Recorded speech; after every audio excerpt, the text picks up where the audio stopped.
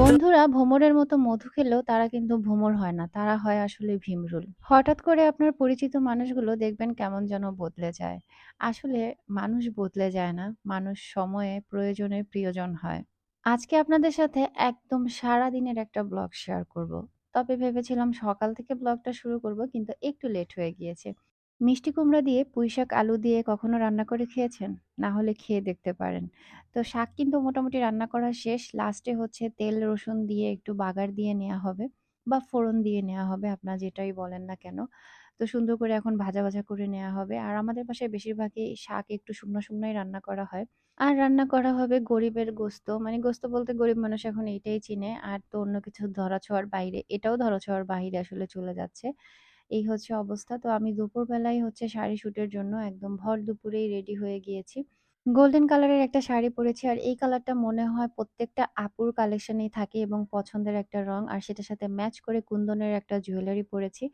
দোনোটাই কিন্তু আমাদের পেজে পেয়ে যাবেন, শাড়ি এবং জুয়েলারি।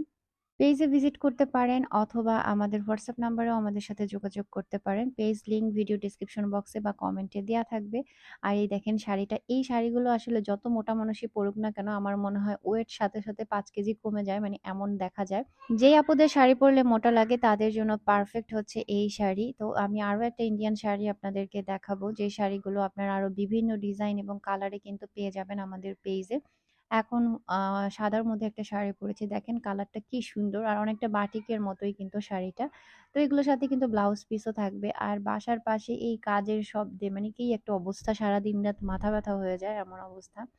তো আমি এই শাড়িটার সাথে ম্যাচ করেও হচ্ছে আমাদের একটা চকার সেট পরে নিয়েছি। এটাও আমাদের পেজে পেয়ে যাবেন। এটার সাথে একটা টিকলিও আছে, বাট আমি টিকলি পরিনি। হোয়াইট কালারের জুয়েলারি আসলে আমাদের সবার কালেকশনে রাখা দরকার। এটা যেকোনো শাড়ি অথবা ড্রেসের সাথে খুব সুন্দরভাবে কিন্তু মানানসই হয়ে যায়।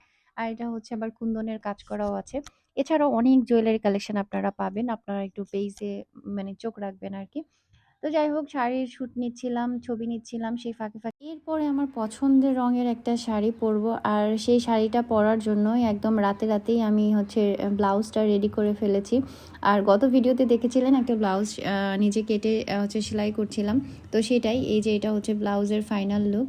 তো ব্লাউজ অলরেডি বানানো হয়ে গিয়েছে, আর হাতায় হচ্ছে আমি লেস লাগিয়েছি, আর ব্যাক সাইডে হচ্ছে গিয়ে বাটন দিয়েছি বা হুক দিয়েছি আর কি।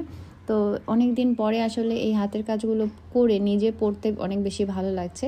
তো এই যে পছন্দের রঙের একটা শাড়ি পরে চলে আসলাম।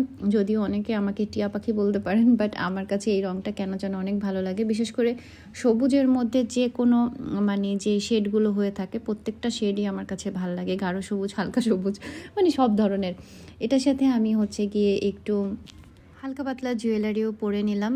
তো শাড়িটা আসলে এত বেশি সুন্দর, পরার পরে না আরও বেশি সুন্দর লাগছিল। মানে রংটা দেখে যেমন ভাল লাগছিল, মনে হচ্ছিল কখন পরবো, আর পরার পরে তো আমি নিজের থেকে নিজেই চোখ ফেরাতে পারছিলাম না। তো কটনের হচ্ছে ব্লাউজ বানিয়ে নিয়েছি, আরও অনেকগুলো কাপড় এনেছি যেগুলো দিয়ে হচ্ছে ব্লাউজ বানিয়ে নিব। কারণ এই গরমের মধ্যে আসলে কটনের ব্লাউজ ছাড়া অন্য ব্লাউজ পরা খুবই ডিফিকাল্ট। আর যেহেতু একেবারে ভর দুপুরে হচ্ছে গিয়ে ভিডিও বা ছবিগুলো করা হয়, যার কারণে হচ্ছে গিয়ে এই অবস্থা আর কি। আলো না থাকলে আসলে এক্স্যাক্ট শাড়ির কালারটা আসে না ছবিতে। তো এরপরে আমি এখন হচ্ছে এগুলো সব খুলে নিব। আর দেখেন ড্রেসিং টেবিলের কী অবস্থা সব জিনিসপত্র দিয়ে। আর আমি চেষ্টা করছি একদম বেস্ট কোয়ালিটির শাড়িগুলো আপনাদের রিজনেবল প্রাইসে দেওয়ার জন্য। কাপড়ের কোয়ালিটি আমি সবসময় ভালো রাখার চেষ্টা করি। দেখা যায় সেম জিনিসটা অন্য পেজে হয়তো অনেক কমে পাবেন, বাট কোয়ালিটি কিন্তু সেম হবে না। আর এই ফাঁকে কিন্তু আমি মানে নিজেও রেডি হচ্ছি, ওদিক দিয়ে বাচ্চাকেও কিন্তু হোমওয়ার্কও করিয়েছি। মানে আমি যে শ্যুট করেছি তার ফাঁকে বাচ্চাকেও দেখেছি।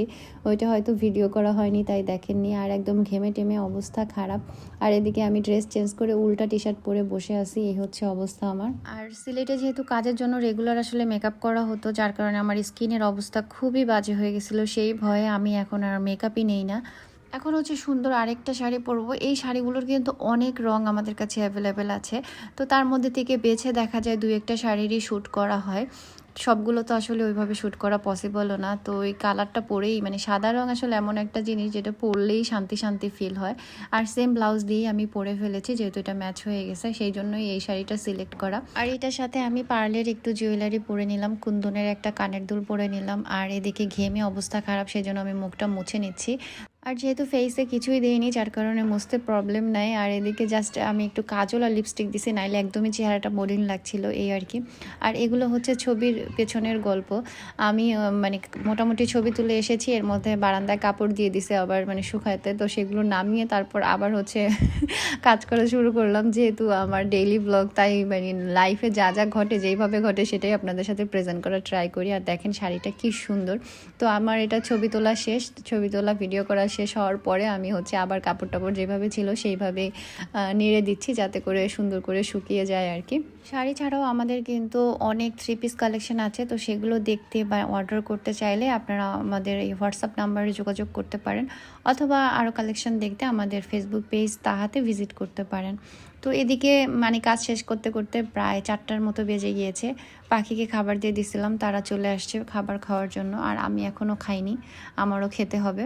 আমার সবচেয়ে অপছন্দের কাজের মধ্যে একটা হচ্ছে একা একা বসে খাওয়া। মানে আমার একা খেতে একদমই ভাল লাগে না, কিন্তু যখন বাসায় সবাই খায় ওই টাইমটায় আমি কাজ নিয়ে দেখা যায় ব্যস্ত থাকি, সেই জন্য আর ওই টাইমটায় খাওয়া পসিবল হয় না। তো সেই জন্য কাজ শেষ করে তারপর একটু রিল্যাক্সে বসে খাওয়ার জন্য, কারণ কাজের মধ্যে খেলে খাওয়ার পরে আর সেই কাজটা করতে পারি না আমি। তো এরপরে ফিরে আসলাম একেবারে রাতে, একটু কাজের জন্য বাইরে যাওয়া লাগবে, টুকটাক কিছু কেনাকাটার আছে। আর ফলের দোকানে এসে মানে এত কালারফুল দেখে মানে লোভ সামলাতে পারলাম না, ভাবলাম একটু ভিডিও শেয়ার করি। তো আম লিচুর যেহেতু এখন সিজন, বিশেষ করে লিচু তো অল্প কয়েকদিনই মাত্র থাকে। আর ফলের দোকান আর সবজির দোকান আমার বরাবরই অনেক বেশি ভাল লাগে, মানে খুবই কালারফুল লাগে, দেখতে ভাল লাগে। তো এখানে হচ্ছে গিয়ে লিচু নিলাম আর হচ্ছে গিয়ে আম নিলাম। যদিও আফিফ একটু আম খায় আর লিচু সেরকম একটা পছন্দ করে না, আর ছোটো জন তো কিচ্ছুই খায় না। তো যাই হোক সেগুলো নিয়ে বাসায় আসলাম। আর এদিকে ছোট্ট সাহেব হচ্ছে তার বাবারে সময় অসময়ে সুযোগ পেলেই ভিডিও কল দিবে, নাহলে কল দিয়ে বসে থাকবে, এই হচ্ছে তার অবস্থা। তো বাসায় এসে আফিফকে একটু পড়তে বসালাম, এরপরে ভাবলাম যে আমিও একটু কাজগুলো গুছিয়ে নেই। সচরাচর বাচ্চা কাচ্চা ঘরে থাকলে তো ঘর বাড়ি গুছানো কখনোই থাকে না, তারপরও মানে যতটুকু গুছিয়ে রাখা যায়। কিন্তু যখন আবার আমি এই সব কাজ করি, বিজনেসের কাজ বিশেষ করে, তখন এই ঘরে জামা, ওই ঘরে কাপড়, এই ঘরে চুড়ি, ওই ঘরে হচ্ছে গিয়ে কানের দুল, মানে কি যে একটা অবস্থা হয়ে যায় বলার শেষ নাই। আর তার পাশাপাশি আবার হচ্ছে ব্লগ করা লাগে, যার কারণে ব্লগের জন্য শ্যুট করতে গেলে মানে খুবই একটা প্যারার মধ্যে থাকি। তো যাই হোক আমি বাসার বাইরে থেকে এসে হাত মুখটা ধুয়ে আমি ড্রেসও চেঞ্জ করে নিই, ভাবলাম যে একসাথে সব কিছু একদম পরিপাটি করে গুছিয়ে তারপরে আমি একটু ফ্রেশ হয়ে যাব, একদম গোসল করে ফেলবো, কারণ প্রচণ্ড রকমের গরম লাগতেছে, এই হচ্ছে অবস্থা।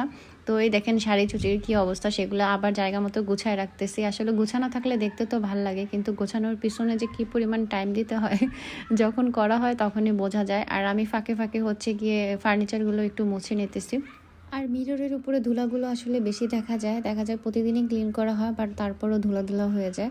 আর এদিকে আফিফও লিখছিল আর আমি একটু পানি খেয়ে নিলাম, কাজ করতে করতে মনে হয় যে হাঁপিয়ে যাচ্ছি, এই হচ্ছে অবস্থা। আর বাচ্চাদের পড়তে বসালে মনে হয় দুনিয়ার সব কথা, সব গল্প, সব প্রশ্ন তাদের মনে পড়ে যায়। পড়তে বসালে যে আফিফের কত রকমের গল্প, কত রকমের প্রশ্ন মানে উদয় হয়, একটার পর একটা বলতেই থাকে, মানে পুরো পাগল বানায় ফেলে। আর পড়া নিয়ে প্রশ্ন তো থাকেই তার পাশাপাশি। আচ্ছা, সব বাচ্চারাই কি এমন করে, না আফিফই এমন করে? আপুরা কমেন্ট করে জানাবেন যাদের আফিফের বয়সী বেবি আছে। আর সব কিছু শেষে মানে এত টায়ার্ড লাগতেছে, তো আমি গোসল করে বের হয়েছি, চুল ভিজাই নেই, কারণ রাত্রেবেলা চুল ভিজাইলে আবার না শুকাইলে ঠান্ডা লেগে যাবে। আর আজকে সরাসরি ভয়েস দিতেছি, যার কারণে হচ্ছে আওয়াজটা একটু অন্যরকম শোনা যাবে, কারণ মাইক্রোফোনে চার্জ দেওয়ারও মনে ছিল না, সময়ও ছিল না। তো যাই হোক, তারপরে রাতে খাওয়া দাওয়া শেষ করেছি, শেষ করার পরে হচ্ছে আম আর লিচু নিয়ে বসছি বাচ্চা কাচ্চা সবাইকে নিয়ে। আর এই বড়জনকেও যদি ছুলে দেওয়া না হয় সে হচ্ছে খাবে না, মানে বাচ্চা কাচ্চার বাপের কথা বলতেছি, তো এই জন্য ছুলে একদম রেডি করে তার সামনে দিতেছি, তাও সে যদি খায় আর কি। লেচুগুলো মাশাল্লাহ অনেক মজা ছিল, কিন্তু আমের দোকানে দ্বারা এত বেশি চাপা মারলো যে এত মজা হবে, এই হবে সেই হবে, কিন্তু আমগুলো সেরকম একটা ভালো ছিল না, ভালো লাগেনি খেতে আর কি। আর এদিকে আব্বারকে বলতেছিলাম আমার পাগুলো একটু টিপে দাও, আর সে দেখেন তার কাজ কি, সে এসে পা টেপা বদলে সে হচ্ছে পায়ের মধ্যে কামড় দেওয়া শুরু করছে, এই হচ্ছে তার দুষ্টামি। তো যাই হোক আজকের ব্লগটা এখানেই শেষ করে দিচ্ছি। ভিডিও ভালো লাগলে প্লিজ একটা লাইক করে দিবেন, কমেন্ট করে জানাবেন। আর চ্যানেলটা সাবস্ক্রাইব করে না থাকলে বা পেজ ফলো করে না থাকলে ফলো করে দিবেন, সাবস্ক্রাইব করে দিবেন। আল্লাহ হাফেজ।